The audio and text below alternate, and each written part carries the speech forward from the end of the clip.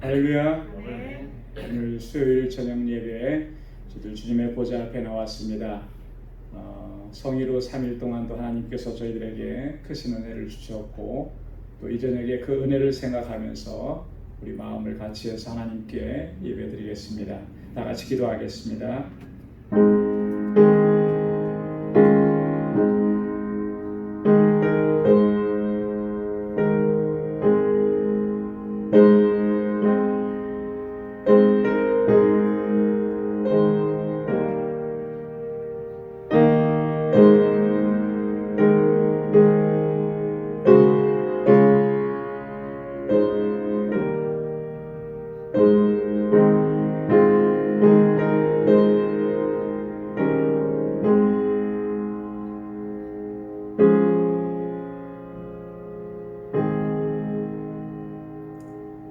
여호와를 의뢰하는 자는 시온산이 요동치 아니하고 영원히 있음 같도다.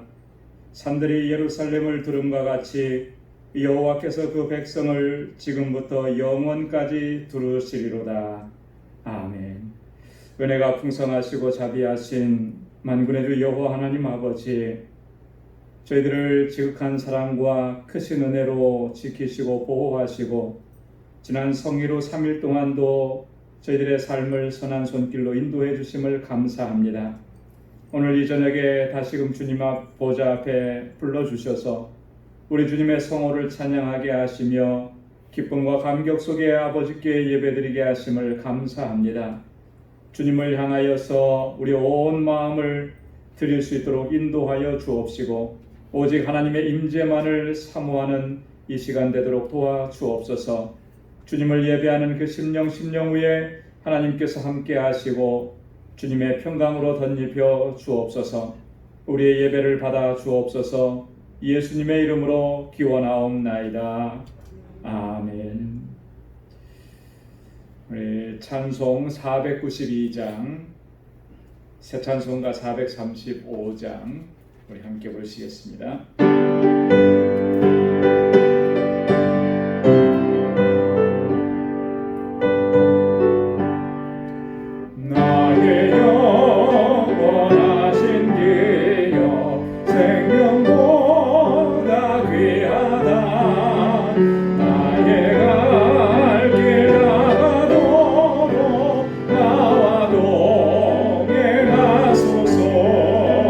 주께로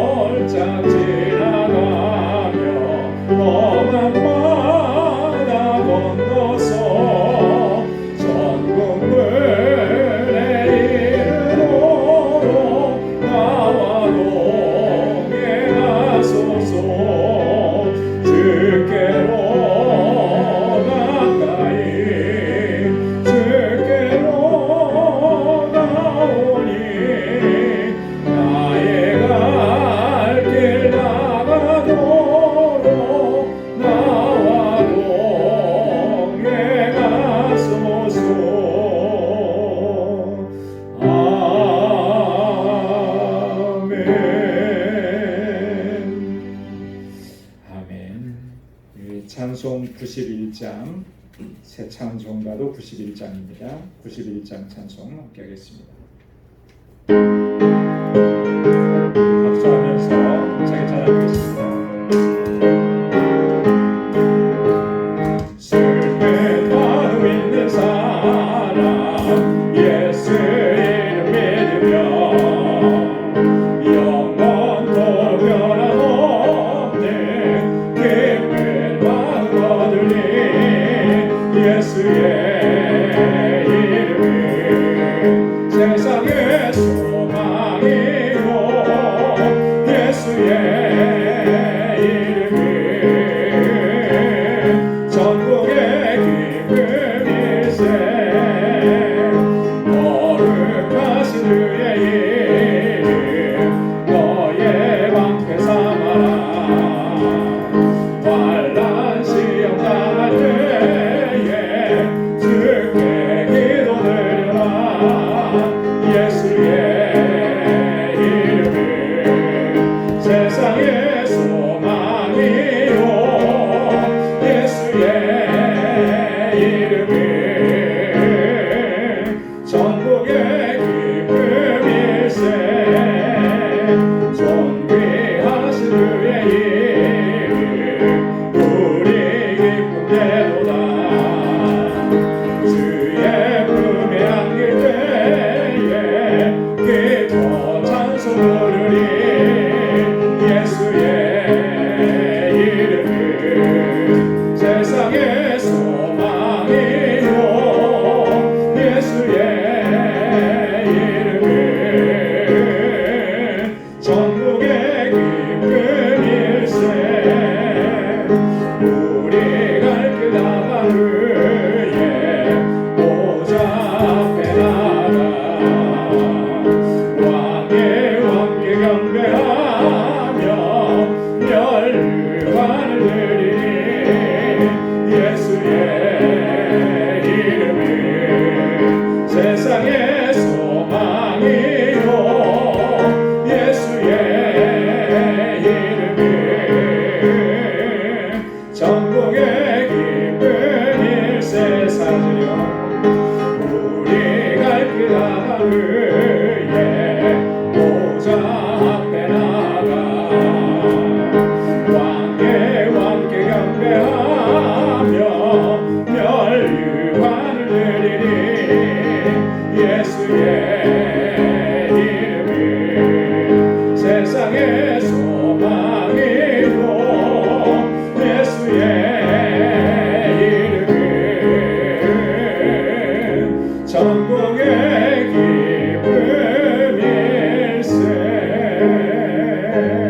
기쁨일세. 아멘. 주님의 이름이 천국의 소망이고 천국의 기쁨인 줄로 믿습니다. 우리 찬송 512장 한 장 더 부르시겠습니다. 새 찬송가 315장입니다.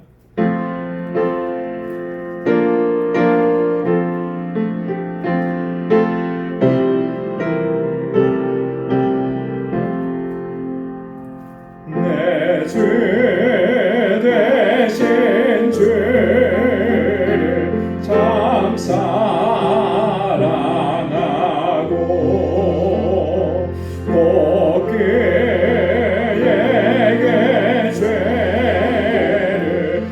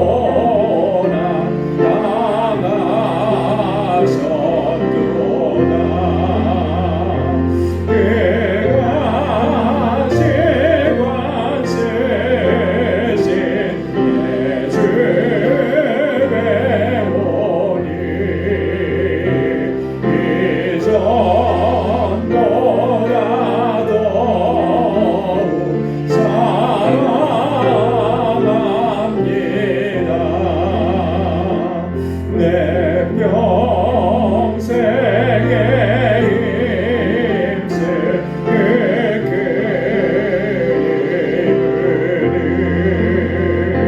주 예수의 덕을 늘 기리다가 숨질 때에라도 내 할 말씀이 이전보다 더욱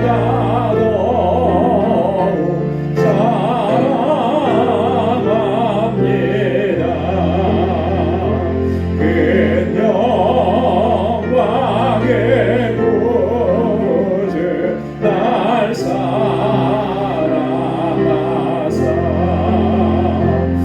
깊은 성 안에 거하시리니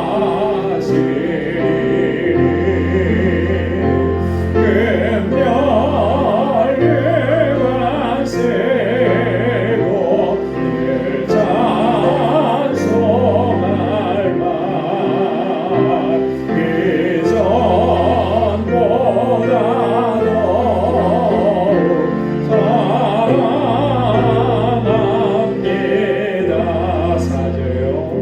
큰 영광의 구주 날 사랑하사 깊은 성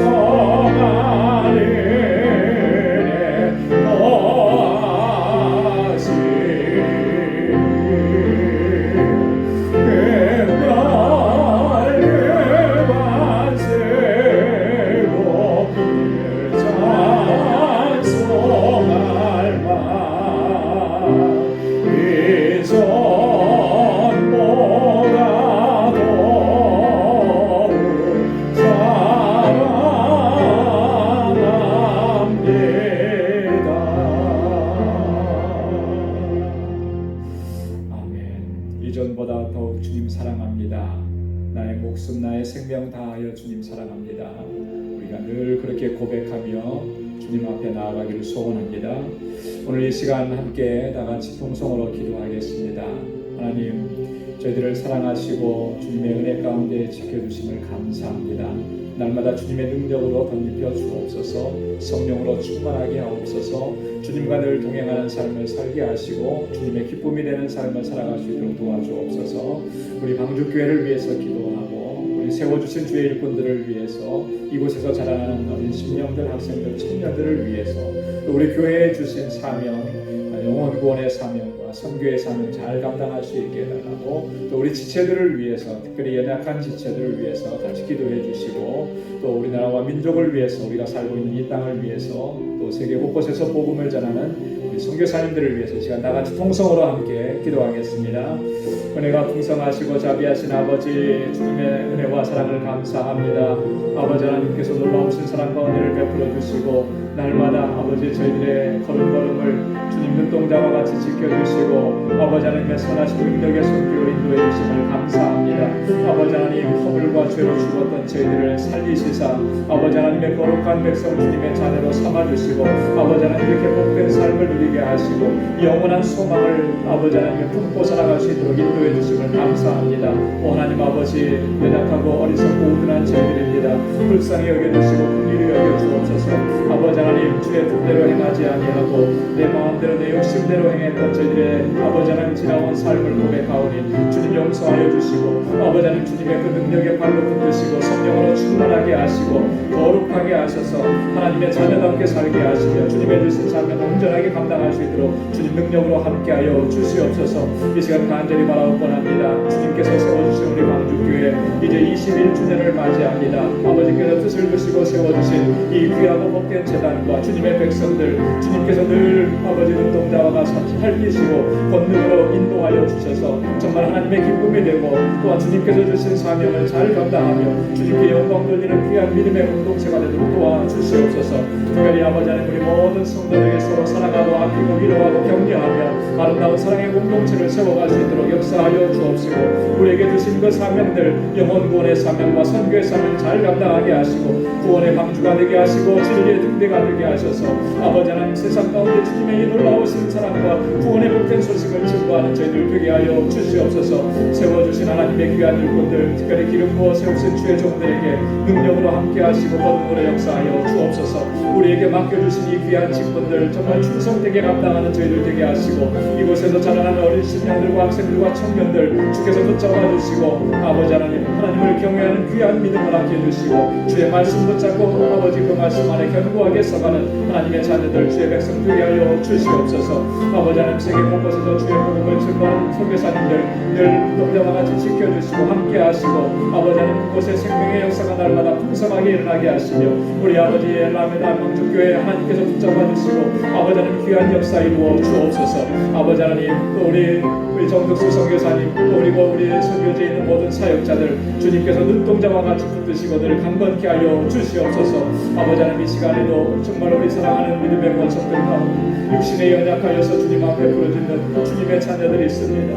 아버지 하나님, 마음에 심한 고통과 아픔과 괴로움과 무거운 짐들이 있어서 아버지 주님 앞에 호소하는 사랑하는 주님의 자녀들 주께서 긍휼히 여겨주시고 치료하여 주시고 아버지 주님의 평강으로 덧입혀 주시고 아버지 하나님께서 주시는 아버지 평강을 누리는 삶이 되도록 인도하여 주옵소서. 오늘 아버지 하나님, 이 저녁에도 주님 앞에 간구하는 사랑하는 종들의 기도를 들어주시고 하나님 응답하여 주옵시며 오늘도 아버지 주님의 말씀 저희들 같이 상고하길 원합니다. 은혜 더하여 주시고 우리의 마음밭을 기경하여 주시고 성령으로 충만하게 하셔서 하나님 은혜 주시는 대로 주의 주시는 말씀을 붙잡고 살아가기로 결단하는 이 귀한 시간이 되도록 인도해 주옵소서. 아버지 하나님, 모든 것 감사하오며 예수님의 이름으로 간절히 기도드리옵나이다.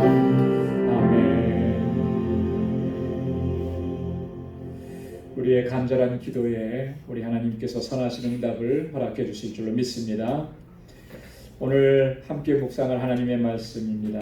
에베소서 제2장 1절에서 10절까지 말씀입니다.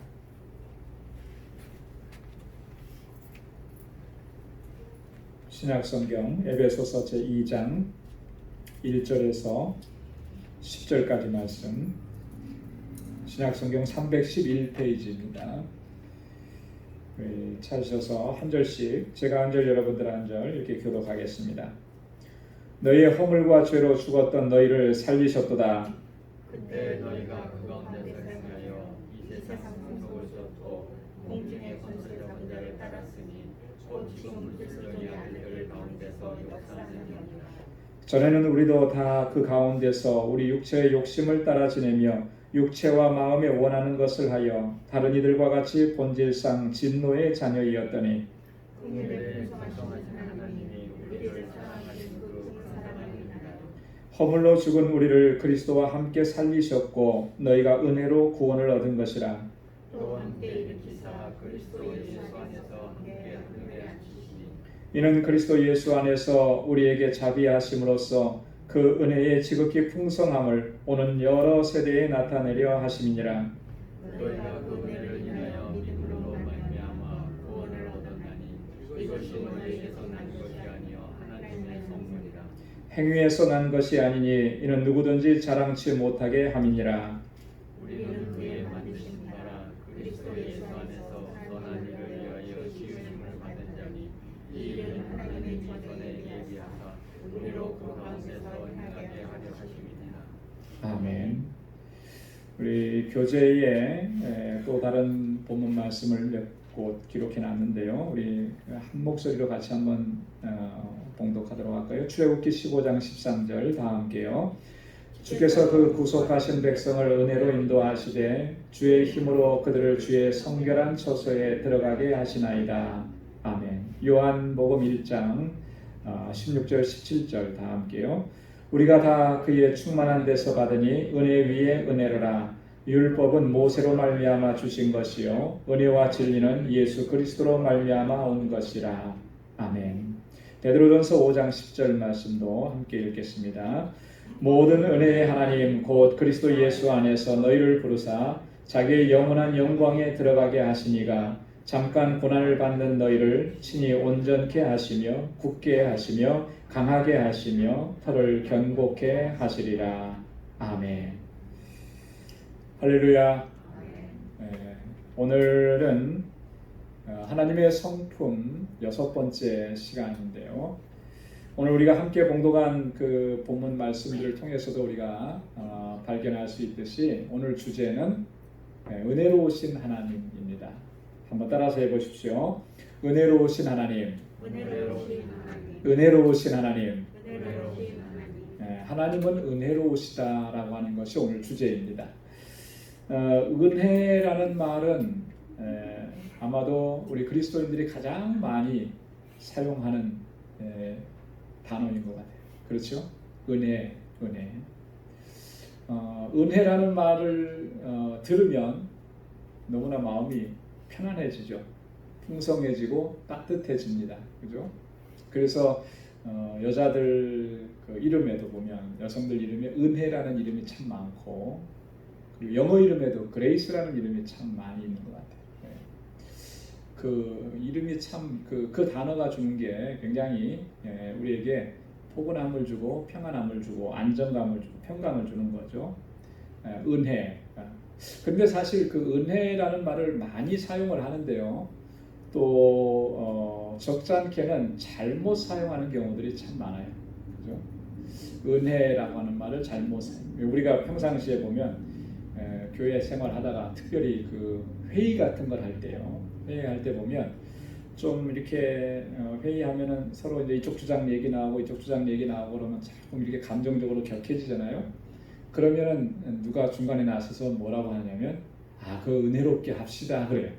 은혜롭게 합시다. 뭐냐면 당신도 조용히 하고 당신도 조용히 하고 좀 점잖게 합시다. 뭐 그런 의미로 쓰는 거거든요. 근데 사실 그런데 쓰라고 하는 그런 말은 아니죠.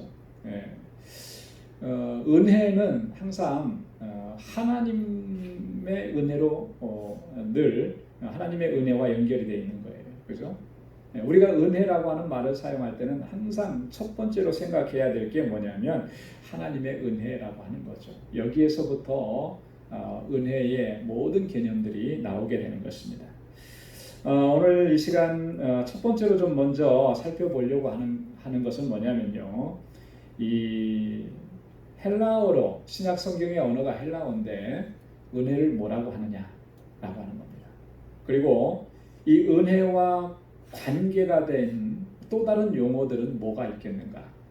우리가 흔하게 지금 사용하는 그런 성경의 용어 가운데는 다 이렇게 은혜하고 관계된 용어들이 많이 있어요.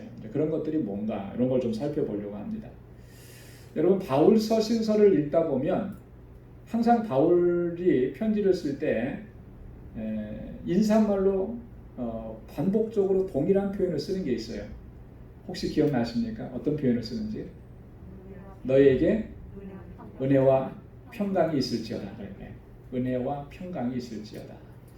바울은 누구보다도 그런 하나님의 은혜를 깊이 체험했던 사람이고, 그래서 편지 쓸 때마다 내가 체험했고 내가 경험했던 그 은혜, 그 평강을 여러분들도 누릴 수 있기를 원합니다. 그 은혜가 여러분들의 있기를 원합니다. 해가지고 그렇게 편지를 썼던 거죠. 자, 은혜라는 말은요, 헬라어로 카리스라 그럽니다. 카리스. 한번 따라서 해보십시오. 카리스. 카리스를 이제 은혜라고 해요. 오늘 본문 말씀에 보면 8절에 그렇게 기록되어 있죠. 너희가 그 은혜를 인하여 믿음으로 말미암아 구원을 얻었나니 이것이 너희에게서 난 것이요 하나님의 선물이라. 여기서 말하는 그 은혜를 인하여, 이 은혜가 헬라 말로는 카리스다 이렇게 얘기한다라고 하는 거죠. 은혜는 본질적으로 뭐냐? 우리가 믿음으로 말미암아 구원을 얻게 된 것이 바로 은혜라고 하는 거예요. 그래서 우리가 은혜라고 얘기했을 때 성경에서 그 하나님의 은혜라고 했을 때 그 하나님의 은혜의 본질적인 게 뭐냐? 뭐 하나님께서 나에게 뭐 풍성하게 많이 채워 주셨다. 뭐 내게 건강을 주셨으니까 그게 은혜다. 뭐 사업이 잘 되게 했으니까 그게 하나님의 은혜다. 물론 하나님의 은혜 맞는데 최우선적으로 본질적으로 하나님의 은혜하면 그게 뭐냐면 구원의 은혜인 거예요. 구원의 은혜. 나를 구원해 주신 은혜. 그게 가장 먼저라고 합니다. 그래서 이 은혜라고 하는 것은 믿음으로 말미암아 구원을 얻게 하는 것, 그것이 바로 하나님의 은혜의 본질적인 것이다라고 하는 거죠. 이 은혜는 또 하나 기억해야 될 게 뭐냐면 선물이라고 하는 거예요. 선물, 그죠? 선물은 어떤 게 선물입니까? 돈 받고 주는 게 선물입니까? 아니죠. 거저 주는 거잖아요, 그죠? 거저 주는 거예요. 거저 주는 게 선물이에요. 그게 은혜입니다. 하나님께서 우리에게 무엇을 거저 주셨습니까? 예수 그리스도로 말미암아 구원 얻게 하는 것을 거저 주신 거예요. 여러분이 구원을 얻기 위해서 얼마를 지불하셨어요? 아무것도 지불한 게 없어요, 그죠? 내가 구원받기 위해서 구원의 가격이 얼마다 책정돼 갖고 그걸 줬냐면 그게 아니라는 거예요. 아무것도 우리는 하나님께 지불한 게 없어요. 지불할 수도 없고요. 그런데 하나님께서 우리를 구원해 주셨다라고 하는 거죠. 그게 은혜라고 하는 거예요. 그래서 은혜는 헬라어로 뭐라 그런다고요? 카리스라 그런다. 자, 이 은혜, 카리스라는 말에서 다른 말들이 이제 많이 파생되어져 나옵니다. 두 번째는 은혜와 관계되어 있는 건데 은사라는 말이 있어요. 은사. 근데 헬라어로는 뭐라 그러냐면 카리스마라 그래요. 카리스마. 여러분 우리가 보통 카리스마 하면은 무슨 뜻으로 사용하죠? 저 사람 카리스마가 있다. 똑부러진다. 엄격하다. 권위가 있다. 이런 말 쓸 때 카리스마라 그러는데 사실 본래는 그런 의미가 아니에요. 헬라어에서 카리스마는 은사라고 하는 말. 영어 성경에는 holy gift라 그랬죠.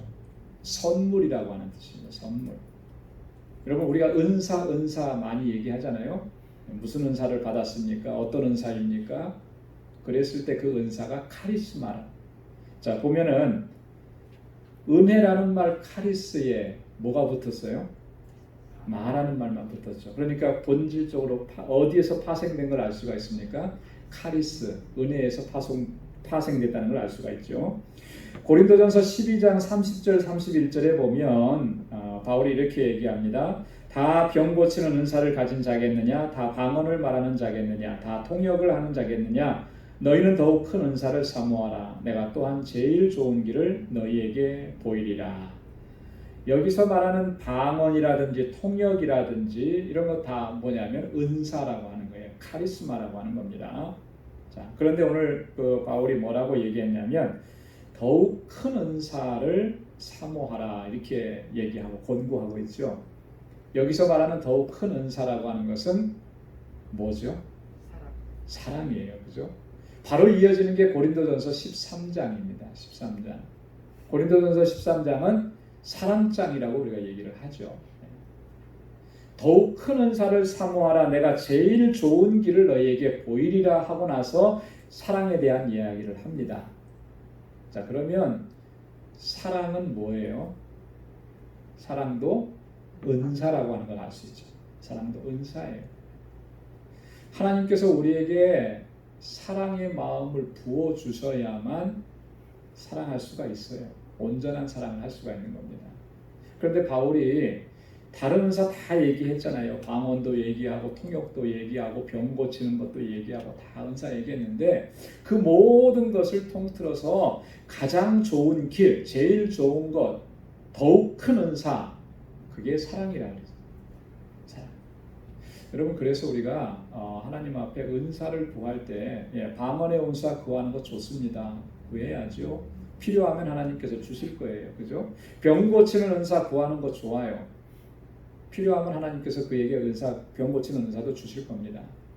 누구라도 정말 어떤 은사를 구하든지 간에 그것보다 더 우선적으로 구해야 될 게 뭐냐면 누구에게나 모든 성도들이 다 구해야 될 건 뭐냐면 사랑의 은사예요. 사랑의 은사를 구해서 하나님께서 우리를 사랑해 주셨듯이, 예수님께서 우리를 사랑해 주셨듯이 오늘 우리도 우리와 함께하는 모든 사람들을 그 사랑으로 사랑할 수 있는 그런 사람이 돼요. 그래야만 하나님의 뜻을 온전히 이루어갈 수가 있게 되는 줄로 믿습니다. 성경에서 바울은요, 특별히 이 고린도전서 12장을 은사장이라 이렇게 얘기하는데, 하나님께서 이런 은사를 주신 목적이 분명하다고 말씀을 해요. 그냥 주신 게 아니고 하나님께서 분명한 목적을 가지고 이 은사를 주셨다고. 고린도전서 12장 4절부터 7절까지 말씀 한번 같이 읽어보겠습니다. 시작. 은사는 여러 가지나 성령은 같고 직임은 여러 가지나 주는 같으며 또 역사는 여러 가지나 모든 것을 모든 사람 가운데서 역사하시는 하나님은 같으니 각 사람에게 성령의 나타남을 주심은 유익하게 하려 하심이라. 아멘. 자, 마지막 줄에 보면 각 사람에게 성령의 나타남을 주심은, 여기서 성령의 나타남이라고 하는 것은 성령의 은사를 얘기하는 거예요. 그죠? 왜 성령의 나타남을 주셨다고 그랬습니까? 유익하게 하려 함이라. 은사를 주신 목적은 유익을 끼치도록 하는 거예요. 자, 여기서 말하는 유익을 끼치는 건 누구의 유익을 얘기하는 거겠습니까? 누구의 유익이에요? 다른 사람의 유익인 거죠. 그죠? 다른 사람의 유익. 공동체 안에서 다른 지체들의 유익을 끼치기 위해서 그 은사를 주셨다. 저 사람의 유익을 위해서. 저에게 하나님께서 은사를 주셨다면 그 은사는 우리 방주교회 성도님들에게 유익을 끼치기 위해서. 자, 유익을 끼친다라고 하는 말이 포함되어 있는 게 뭐냐면 섬김이라고 하는 거예요. 섬김. 그렇지 않겠어요? 여러분, 섬김을 통해서 유익을 끼치는 거예요. 하나님께서 내게 은사 주신 거, 그 은사를 가지고 우리의 지체들을 섬기면 거기에 반드시 유익을 끼치게 돼 있고 하나님께 영광을 돌리게 돼 있는 것입니다. 그런데 종종 가다 보면 가끔 그런 일들이 있어요. 하나님께서 은사 주셨는데 그 은사를 자기 영광으로 생각하고 자기 자랑으로 생각하고 이러는 경우들이 가끔씩 있더라고요. 그러면 그 은사 오래 가지 못합니다. 은사는 하나님께서 주시기도 하시지만 또 하나님께서 거두어 가시기도 하시는 거예요. 왜? 유익을 끼치지 못하고 하나님께 영광을 돌리지 못하면 그거 거두어 가게 되는 것이죠. 자, 은사를 주신 목적이 뭐라고요? 유익하게 하기 위해서. 그 유익을 끼치는 건 어떻게 끼친다고 했습니까? 섬김을 통해서. 그 은사를 가지고 섬김을 통해서 유익을 끼치라고, 다른 사람들을 세워주라고, 다른 사람들을 회복해 하라고 그렇게 우리에게 주신 것이라는 거죠. 자, 은사가 카리스마라고 했고, 이 카리스, 은혜라는 말에서 나왔습니다. 자, 세 번째는 이 감사라고 하는 말도 카리스에서 나왔어요. 유카리스테오라 그럽니다. 유카리스테오. 이 감사, 유카리스테오라고 하는 것은요, 내게 카리스를 주신 하나님께 대한 우리의 자세입니다. 우리의 반응이에요. 하나님께서 내게 은혜 주셨는데 내가 어떻게 하나님 앞에 반응하고 어떤 자세로 하나님 앞에 서는가. 그건 뭐예요? 감사라고 하는 거죠. 감사. 데살로니가전서 5장 18절에 바울이 그렇게 권고했습니다. 한번 같이 읽어볼까요? 범사에 감사하라. 이는 그리스도 예수 안에서 너희를 향하신 하나님의 뜻이니라. 아멘. 범사에 감사하라 그랬습니다. 그게 하나님의 뜻이다 이렇게 권고한 거죠. 자, 그 다음에 성찬이라는 말이 있습니다. 성찬. 우리 성찬식 할 때 성찬이라는 단어는 영어 성경에는 유카리스트라고 그러죠. 영어로는 유카리스트 성찬이라고 그러는데 이게 헬라어에서 나온 거예요. 유카리스티아라고 그럽니다. 유카리스티아. 고린도전서 11장 24절에 보면 주님께서 제자들과 마지막 만찬을 나누실 때 장면을 바울이 기록을 하고 있는데 이렇게 했습니다. 축사하시고 떼어 가라사대 이것은 너희를 위하는 내 몸이니 이것을 행하여 나를 기념하라 하시고, 예수님께서 제자들과 마지막 만찬을 나누신 그때 그 모습, 예수님께 떡을 떼어 주시면서 이것은 내 살이라. 또 잔을 나누어 주시면서 이것은 새 언약의 피라 먹고 마시라 했습니다. 그리고 나의 죽음을 오실 때까지 주님 오실 때까지 기념하라 그렇게 했잖아요. 네, 그때 어떻게 하고 그걸 나눠 주셨냐면 축사하시고 축사하시고. 그래서 축사하시고라고 하는 말이 원래는 유카리스티아라고 하는 말인데 이 말이 나중에는 성찬이라는 말로 고유명사가 된 것입니다. 그래서 유카리스티아라고 하는 이 단어가 감사라는 의미에서 시작했지만 성찬이라는 용어로 이렇게 확정이 되어서 사용됩니다. 자, 그 다음에 이 카리스에서 나오는 또 하나의 단어가 있는데 그게 뭐냐면 카라라고 하는 게 카라. 이 카라라고 하는 말은 뭐냐면 기쁨이라고 하는 희락이라고 하는 말입니다. 이 기쁨과 희락이라는 것도 이 카리스로부터 나오는 거예요. 자, 갈라디아서 5장 22절 23절 성령의 열매에 관한 것인데요. 한번 다 같이 읽어보겠습니다. 시작.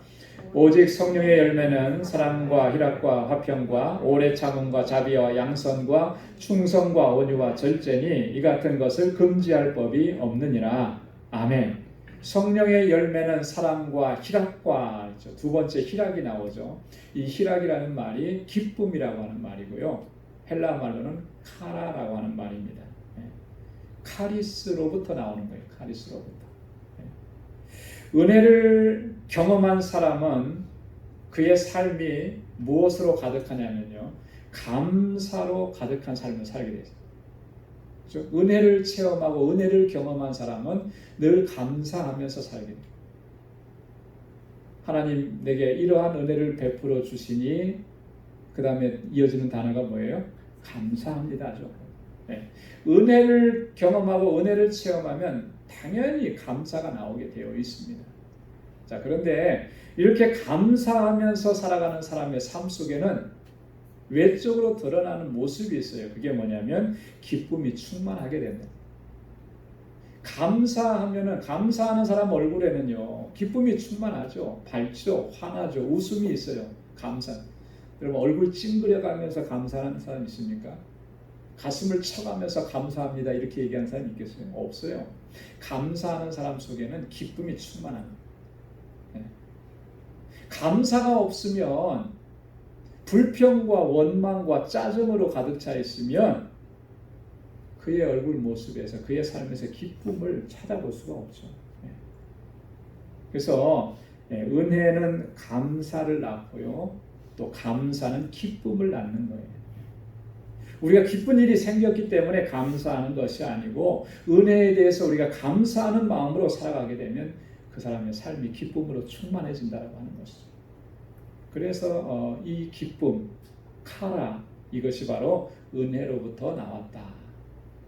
자, 우리가 5가지 은혜와 관계된 용어들을 이렇게 살펴봤습니다. 여러분 요거를 좀 잘 기억하시면 뭐 헬라어로 기억을 안 하셔도 좋아요. 그죠? 은혜, 감사 이렇게 이 우리말로 기억을 해도 좋습니다. 그렇게 기억하시면 이 은혜라고 하는 것이 이렇게 다양하고 이렇게 풍성한 것이구나 하는 것을 우리가 알 수가 있게 됩니다. 자, 그렇다면 하나님의 은혜는 어떤 것인가 라고 하는 거죠. 하나님의 은혜. 우리가 하나님의 은혜입니다 라고 이렇게 말 참 많이 하고 하나님 내게 은혜 주십시오 이렇게 많이 기도하는데 하나님의 은혜라고 하는 것이 뭐냐, 또 그 하나님의 은혜는 어떻게 우리에게 임하게 되는 것이냐 이런 것들을 보게 됩니다. 첫 번째로 하나님의 은혜는 하나님의 선하심으로부터 흘러나온다라고 합니다. 다른 말로 얘기해서 하나님은 선하신 분이시기 때문에 우리에게 은혜를 베풀어 주신다. 하나님께서 우리에게 은혜를 베풀어 주시는 것은요, 하나님은 선하신 분이기 때문에 그런 거예요. 우리가 지난주에 하나님은 어떤 분이시라 그랬죠? 자비로우신 하나님이라 그랬잖아요. 이 하나님의 자비도 하나님의 선하심으로부터 흘러나오는 거예요. 이 하나님의 선하심이라고 하는 게 뭐냐? 여러 가지로 설명할 수 있는데 한 가지만 그 중에 한 가지를 골라서 얘기한다라고 하면 이런 거예요. 하나님께서 하나님의 택하신 자녀들, 하나님의 백성들에게 복을 베푸시기를 원하는 마음. 그가 정말 심각한 결점을 가지고 있음에도 불구하고 하나님의 복을 받을 수 있는 자격이 없음에도 불구하고 하나님께서 택하셨기 때문에 그에게 복을 베풀어 주시기를 원하는 그 마음이 하나님의 선하심이라고 하는 거죠. 그래서 그 하나님의 선하심으로 우리에게 베풀어 주시는 복을 가리켜서 우리가 뭐라고 얘기하냐면 은혜라 이렇게 얘기하는 겁니다. 은혜라. 자격이 없어요. 아무 자격이 없습니다. 오히려 심각한 결점이 있어요. 그런데도 우리에게 하나님은 복을 베풀어 주길 원하는 거예요. 왜? 하나님은 선하신 하나님. 여러분, 여러분들의 자녀를 한번 보십시오. 여러분들의 자녀들이 정말 세상과 이렇게 세상에 있는 다른 사람들과 비교해 볼 때 여러분 월등하기 때문에 내 자녀에게 정말 다 해줍니까? 그런 자녀는 아마 별로 없을 것 같아요. 그죠? 예, 비록 부족해도 부모는 자녀에게 최선을 다합니다. 그렇죠? 자신의 모든 것들을 다 내어줘. 생명까지도 내요. 지난 주간에 그 어떤 뉴스를 봤는데 저는 잘 모르겠어요. 뭐 미국 드라마나 이런 거 잘 안 모르니까. 근데 미국의 어떤 그 아주 유명한 여자 배우더라고요. 좀 젊은 배우가 4살짜리 아들하고 보트를 타고 호수에서 가다가 아마 물에 빠진 거예요. 그죠? 아들을 물에 빠진 아들을 구해내기 위해서 이 아들을 건져내고 그리고 엄마는 익사를 한 거죠. 이게 엄마의 마음 아니겠어요? 그죠? 내가 죽더라도 내 아들은 살리려고 하는 게 그게 엄마예요. 참 안타까운 일인데 또 굉장히 감동적인 그런 상황, 사건이었더라고요. 이게 엄마의 마음이구나. 부모님은 자녀에게 그런 거죠. 내 자녀가 잘났는지 뭐 잘생겼는지 똑똑한지 뭐 월등한지 이런 거하고 전혀 상관없는 거예요. 그런 부모님의 마음으로부터 자녀에게로 흘러나가는 그렇게 비교하죠. 하나님께서 우리에게 정말 우리의 부족함에도 불구하고 아무 자격이 없음에도 불구하고 하나님께서 우리에게 복을 주시고 은혜를 주시려고 하는 그 하나님의 성품, 그것이 바로 하나님의 선하심입니다. 거기로부터 흘러나오는 것이 바로 이 은혜라고 하는 겁니다. 그래서 은혜는요, 우리가 하나님의 호의다 이렇게 표현을 하기도 해요. hospitality라고 그러죠. 호의다, 호의를 베풀어 준다 그런 말. 아무 받을 자격이 없는 사람에게 호의를 베풀어 주시는 것, 그게 은혜라고 하는 거예요. 그래서 성경에서는 보면 종종 은혜라고 하는 말과 호의라고 하는 말을 같은 의미로 사용을 합니다. 시편 112편 5절에 보면 은혜를 베풀며 꾸이는 자는 잘되나니 그 일을 공의로 행하리로다. 여기서 말하는 은혜를 베푼다라고 하는 것, 다른 사람에게 은혜를 베푼다라고 하는 것은 호의를 베푼다라는 것과 같은 의미라는 거예요. 여러분, 호의를 베풀 때 대가를 바라고 호의를 베푸는 거 아니죠. 그 사람에게 그것이 필요하니까 그것을 거저 베푸는 거예요. 그죠? 그 마음을 가지고 있는 게 그게 은혜라고 하는 거예요. 자, 그런데 이 하나님께서 우리에게 그런 호의를 베풀어 주셨는데 그 모든 은혜는 다 누구를 통해서 주어지느냐면 바로 예수 그리스도를 통해서 주어진다라고 하는 것입니다. 하나님의 은혜는 항상 예수 그리스도를 통해서 우리에게 주어집니다. 은혜를 받은 모든 사람들은 오직 예수 그리스도에 의해서 그분을 통해서 그분 안에서 은혜를 받는 거예요. 그리스도 밖에서 은혜를 받는 길을 하나님께서 만들어 주시지 않으셨습니다. 오직 그리스도를 통해서 하나님의 은혜를 덧입도록 하나님께서 그렇게 섭리하신 거예요. 자, 그래서 요한복음 1장 17절에서 뭐라고 얘기합니까? 한번 같이 읽어볼까요? 시작. 율법은 모세로 말미암아 주신 것이요 은혜와 진리는 예수 그리스도로 말미암은 것이라. 아멘. 율법을 주실 때 하나님께서는 모세를 통해서 주셨습니다. 그죠? 자, 그런데 하나님께서 우리에게 은혜를 베푸시고 진리를 허락해 주실 때 누구를 통해서? 예수 그리스도를 통해서 그 은혜를 베풀어 주신다라고 하는 것입니다. 이게 뭔 말이냐면 하나님의 은혜는 본질적으로 그리스도로 말미암아 우리 가운데 임하게 된다라고 하는 것이죠. 자, 여러분 한번 보십시오. 그리스도를 통해서 하나님의 은혜가 우리에게 임했습니다. 그 은혜가 어떤 은혜였습니까?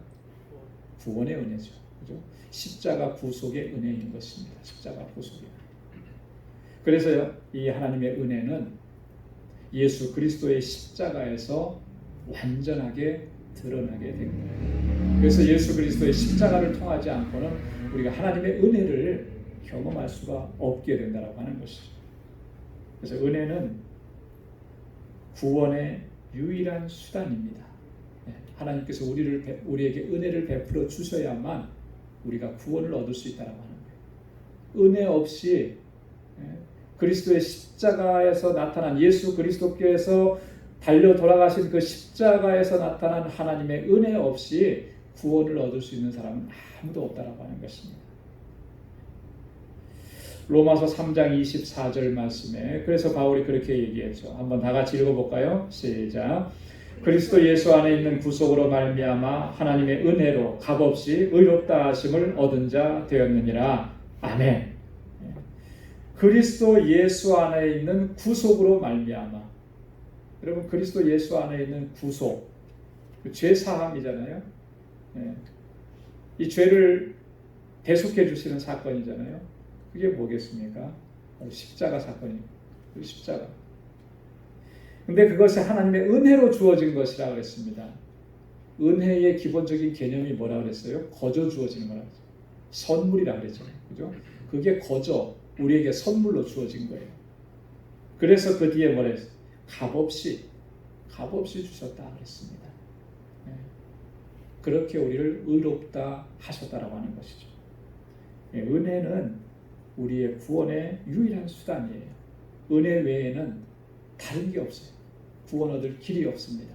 예수 그리스도의 그 십자가의 구속의 은혜 외에는 우리를 구원할 다른 길이 없어요.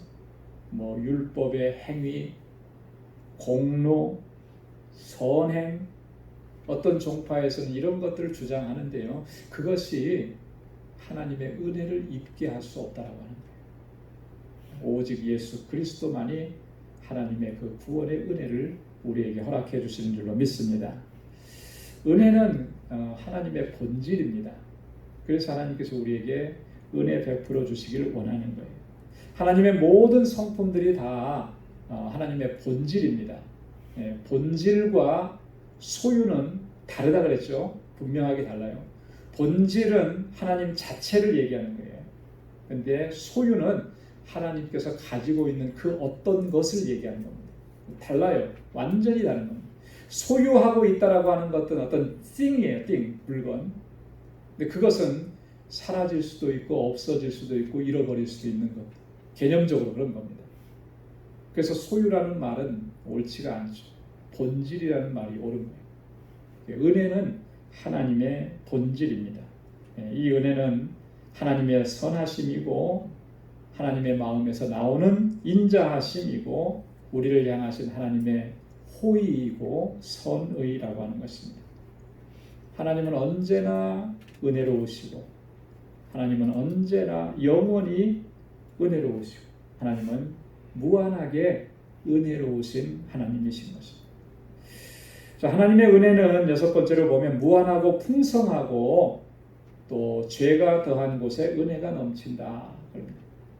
자, 에베소서 7장 오늘 본 말씀 에베소서 1장 7절 말씀에 우리 한번 같이 읽어보겠습니다. 시작. 이는 그리스도 예수 안에서 우리에게 자비하심으로써 그 은혜의 지극히 풍성함을 오는 여러 세대에 나타내려 하심이니라. 아멘. 그 은혜의 지극히 어떠함을? 풍성함을. 하나님의 은혜는 풍성하다는. 어느 정도 풍성할까요? 어느 정도 풍성하겠습니까? 하나님의 은혜는 무한히 풍성한 거예요. 무한히. 그래서 하나님의 은혜가 담기지 못할 곳이 없는 거예요. 아무리 죄인이라도 그 흉악한 죄인이라도 그 위에 하나님의 은혜가 담길 수 있는 것입니다. 그만큼 하나님의 은혜는 풍성한 거예요. 그래서 로마서 5장 20절에서 바울이 그렇게 얘기한 겁니다. 율법이 가입한 것은 범죄를 더하게 하려 함이라. 그러나 죄가 더한 곳에 은혜가 더욱 넘쳤나니. 할렐루야. 저는 이 구절을 읽으면요, 얼마나 감격스럽고 감동이 되는지. 죄가 더한 곳에 은혜가 더욱 넘쳤나니. 무슨 말씀입니까? 이런 의미예요. 자신이 정말 죄인 중에 괴수임을 자각하면 자각할수록 하나님의 은혜를 더욱 크고 풍성하게 경험하게 된다는 그런 의미예요. 내가 죄인입니다. 나는 죽을 수밖에 없는 죄인입니다. 사도 바울은 나는 죄인 중에 괴수라 그랬는데 나는 괴수 중에도 괴수입니다. 이렇게 자신의 실존을 자각하고 하나님의 은혜를 구하는 사람, 그 가운데 하나님의 은혜가 더욱 크고 풍성하게 임한다라고 하는 그런. 이건 반대로 얘기하면 이 자신의 죄에 대한 자각이 없으면 하나님의 은혜를 체험할 수가 없다라고 하는 그런 의미하고도 같은 거예요. 그래서요, 은혜를 체험하고 은혜를 풍성하게 누리는 사람은요, 항상 하나님 앞에 그렇게 겸손하게 나갈 수밖에 없어요. 하나님, 나는 죄인입니다. 나는 죄인입니다. 그렇게 고백할 수밖에 없는 거예요. 그러니까 은혜를 누리는 거죠. 여러분, 존 버년이라고 아시죠? 철로 역정을 쓰신 분. 그분이 또 다른 책을 썼는데 어떤 책이냐면 죄인 괴수에게 넘치는 은혜, 이런 책을 썼어요.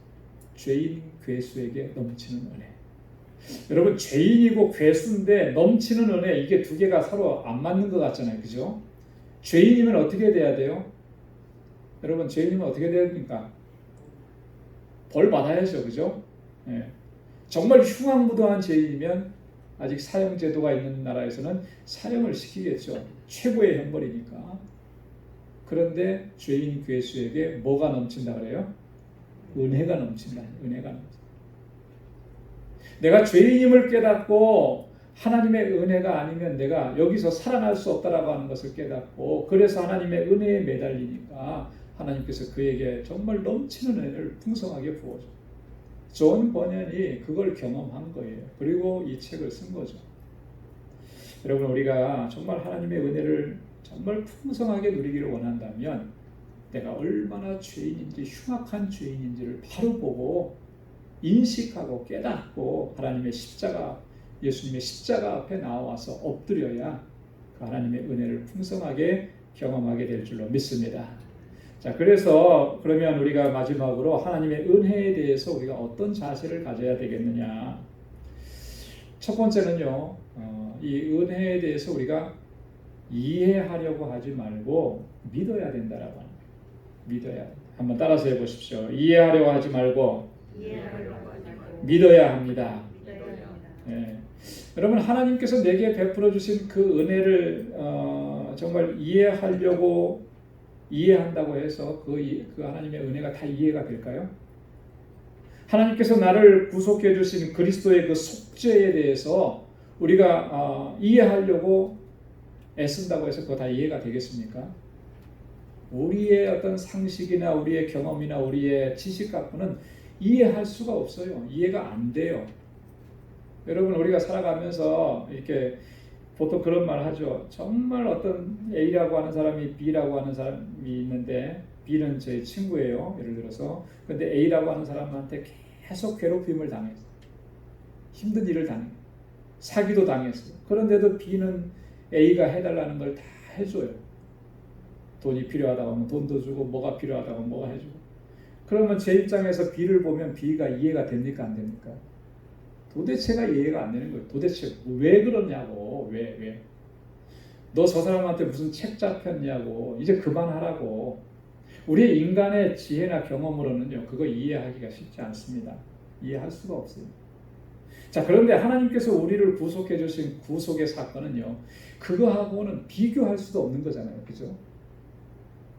하나님께서 독생자 예수 그리스도를, 독생자를 보내주셔서 죄인을 대신해서 십자가에 달려 돌아가시게 하셨다는 이 사건이 하나님께서 우리를 구속하신 구속사건의 핵심인데, 그게 이해가 되느냐는 거예요.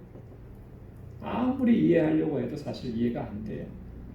그거는 이해해야 하는 것이 아니고 믿어야 됩니다. 믿어요. 그래서 하나님의 은혜는 믿어야 되는 것이죠. 하나님 그 은혜가 믿어지게 하시고, 그래서 이해하려고 하는 노력보다 우리가 믿으려고 하는 그런 믿음의 자세가 중요하다라고 하는 것입니다. 자, 그럴 수 있기 위해서는 어떻게 해야 되겠는가라고 하는 거죠. 우리는 하나님의 은혜에 대한 이야기를 자주 반복해서 들어야 돼요. 여러분, 겸손하고 진지한 마음으로 하나님의 은혜에 대한 이야기 반복해서 들어야 돼요. 여러분, 하나님의 은혜에 대한 이야기가 어디에 있습니까? 하나님께서 은혜를 베풀어 주신 그 이야기가 어디에 가장 많이 나타나 있겠어요? 성경이죠, 성경. 그죠? 네, 성경. 이 성경에는 정말 하나님의 은혜로 가득 차 있어요. 하나님의 은혜에 관한 이야기. 특별히 예수 그리스도를 통해서 우리에게 주신 하나님의 그 놀라운 구속의 이야기를 늘 들어야 됩니다. 그랬을 때 그 하나님의 은혜가 여러분 내 삶 속에 나의 심장을 때리게 되는 것이고요. 그 은혜의 감격 속에서 하나님께 감사하면서 주님을 찬양하는 삶으로 나아가게 될 줄로 믿습니다. 그 다음에 두 번째로는요, 이 나를 향하신 하나님의 은혜가 얼마나 큰지를 항상 기억하고 늘 감사함으로 살아가요. 우리 고린도전서 1장 4절 말씀 함께 읽어보겠습니다. 그리스도 예수 안에서 너희에게 주신 하나님의 은혜를 인하여 내가 너희를 위하여 항상 하나님께 감사하노니 아멘. 에베소서 5장 20절이요. 다 함께요. 범사에 우리 주 예수 그리스도의 이름으로 항상 아버지 하나님께 감사하며 골로새서 2장 6절 7절 다 함께요. 그러므로 너희가 그리스도 예수를 주로 받았으니 그 안에서 행하되 그 안에 뿌리를 박으며 세움을 입어 교훈을 받은 대로 믿음에 굳게 서서 감사함을 넘치게 하라. 아멘. 뭐가 넘치게 하라고요? 감사함을 넘치게 하라. 이 바울 서신서에서 바울은요, 항상 이런 하나님의 은혜를 생각하면서 하나님의 은혜에 감사하면서 살아갔어요. 그러니까 그 사역을, 그죠? 죽음에 이르도록 이 복음의 사역을 감당할 수가 있었던 것이죠. 하나님의 은혜를 기억한다면 내가 하나님의 은혜를 입었다라고 하는 것을 우리가 분명하게 우리가 기억하고 있다라면 늘 그 은혜에 감사하면서 하나님께 영광 돌리게 되어야 할 줄로 믿습니다. 자, 그리고 세 번째로 하나님의 은혜에 대한 우리의 자세는 뭐냐면 은혜에 합당한 삶을 살아가라고 하는, 은혜 받은 자답게 살라라고 하는 것이죠. 그게 뭐냐면 그 첫 번째가 내가 은혜를 받은 것처럼 은혜를 베풀면서 살아가요. 하나님께로부터 내가 은혜를 입은 것처럼 이제는 다른 사람들에게, 나와 관계된 사람들에게 그 은혜를 베풀면서, 호의를 베풀면서, 하나님의 사랑을 베풀면서 그렇게 살아가야 한다라고 하는 것이죠. 그래서 골로새서 3장 13절 14절에서 바울이 그렇게 권면했습니다. 한번 다 같이 봉독하겠습니다. 시작. 누가 네게 혐의가 있거든 서로 용납하여 피차 용서하되 주께서 너희를 용서하신 것과 같이 너희도 그리하고 이 모든 것 위에 사랑을 더하라. 이는 온전하게 매는 띠니라. 아멘. 누가 우리에게 혐의가 있으면 그 사람 서로 용납하라는, 피차 용서하라는 거예요. 무엇처럼? 주께서 우리를 용서하신 것처럼, 우리가 주님께로부터 은혜를 입은 것처럼 이제 그 은혜를 베푸는 삶을 살아가야 그게 마땅한 자세라고 하는 것이죠.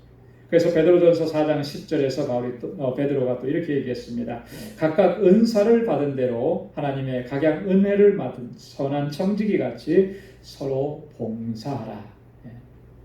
하나님께서 내게 은혜를 주셨으니 선한 청지기처럼 서로 섬기라는 거예요. 서로 봉사하라는 거예요. 그 은혜로 섬기라는 거예요. 그렇게 하나님의 은혜를 증거하는 삶을 살아가는 것이 은혜 받은 사람의 마땅한 자세라고 하는 것이죠.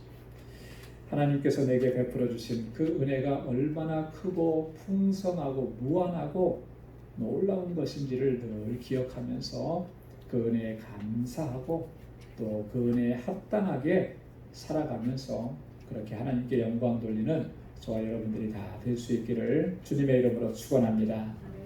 기도하겠습니다. 은혜가 풍성하시고 자비하신 아버지, 참 고맙고 감사합니다. 하나님의 놀라우신 사랑과 은혜를 날마다 베풀어 주시고 저희로 하여금 그 은혜 안에서 살아갈 수 있도록 인도해 주심을 감사합니다. 은혜를 받을 수 있는 자격이 전혀 없었고, 아버지 하나님, 정말 하나님 앞에 설 수 없는 이 죄인들, 그럼에도 불구하고 하나님께서 저희들을 긍휼히 여겨주시고 자비를 베풀어 주시고 예수 그리스도의 그 십자가의 구속의 은혜를 우리에게 허락해 주셔서 이렇게 하나님의 자녀가 되게 하시고 주님을 찬양하게 하심을 감사합니다. 이제는 아버지 그 은혜에 합당한 삶을 살아갈 수 있도록 도와주옵소서.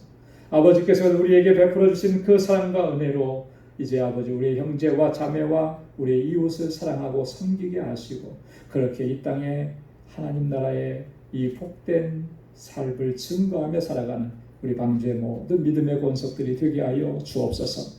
저들의 삶 속에 늘 함께 하시고 동행하시고 승리의 삶이 되도록 도와주시고 우리 사랑하는 모든 믿음의 권속들 가정가정에 하나님의 놀라우신 은혜와 평강을 더하시고 아버지 하나님 저희가 늘 깨어서 주님과 동행하게 하시고 모든 염려와 근심은 다 주님께 맡기고 주의 주시는 평강을 누릴 수 있도록 도와주옵시고 우리 사랑하는 성도들의 직장에 저들의 삶 속에서 늘 함께 하셔서 아버지 하나님 복의 근원된 삶을 살게 하시고 또는 아버지 허락해 주신 믿음의 기업들마다 하나님께서 형통함의 복을 더하여 주옵소서.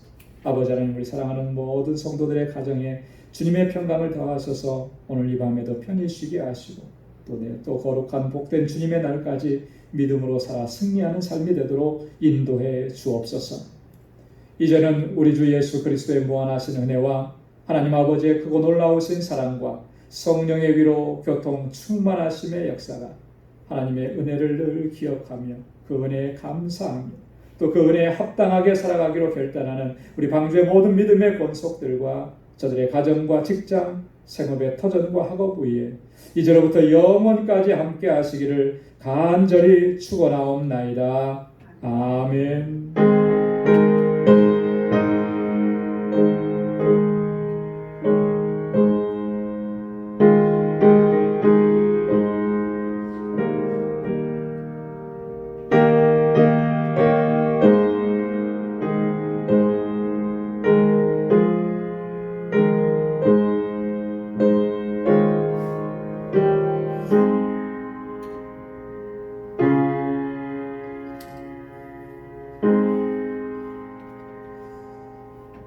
이상으로 수요 찬양 예배 모두 마치도록 하겠습니다. 이제 주일까지 또 3일 동안 이 모든 삶에서도 승리하신 삶이 되길 바랍니다.